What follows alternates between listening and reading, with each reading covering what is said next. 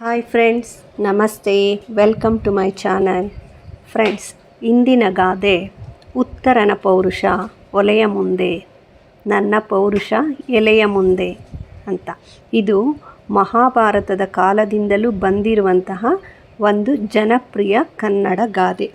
ನಿಮಗೆಲ್ರಿಗೂ ಗೊತ್ತಿದೆ.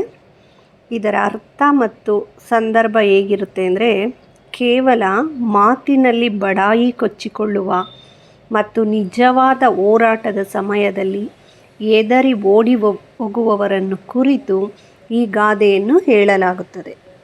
ಮಹಾಭಾರತದಲ್ಲಿ ವಿರಾಟ ರಾಜನ ಮಗ ಉತ್ತರ ಕುಮಾರ ಯುದ್ಧ ಭೂಮಿಗೆ ಹೋಗುವ ಮುನ್ನ ತಾನು ಮಹಾವೀರನೆಂದು ಹೆಣ್ಣು ಮಕ್ಕಳ ಮುಂದೆ ಬಿಲ್ವಿದ್ಯೆ ಹಾಗೂ ಶೌರ್ಯದ ಬಗ್ಗೆ ದೊಡ್ಡದಾಗಿ ಕೊಚ್ಚಿಕೊಳ್ಳುತ್ತಾನೆ.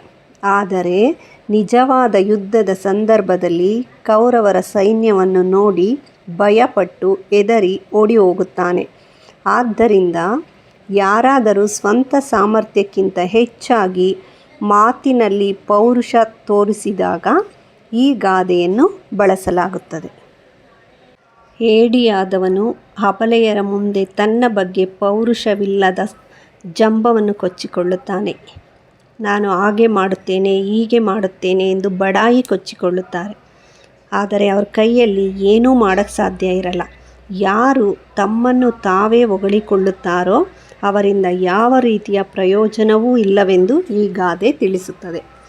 ಫ್ರೆಂಡ್ಸ್, ನಿಮಗೂ ಕೂಡ ಈ ಥರ ಜನಗಳು ಸಿಕ್ಕಿದರೆ ಅವರು ಬರೀ ಶೋ ಆಫ್ಗೋಸ್ಕರ ಬೇರೆಯವ್ರ ಮುಂದೆ ತಮ್ಮನ್ನು ತಾವು ಕೊಚ್ಚಿಕೊಳ್ತಾರೋ ಹೊರತು ಅವ್ರ ಕೈಯಲ್ಲಿ ಏನೂ ಮಾಡೋಕ್ಕೆ ಆಗಲ್ಲ ಅಂತ ಗೊತ್ತಾಗುತ್ತೆ. ಫ್ರೆಂಡ್ಸ್, ನಿಮಗೆ ಈ ವಿಡಿಯೋ ಇಷ್ಟ ಆಗಿದರೆ ಲೈಕ್ ಮಾಡಿ, ಶೇರ್ ಮಾಡಿ, ಸಬ್ಸ್ಕ್ರೈಬ್ ಮಾಡಿ. Thank you friends. Thank you for watching.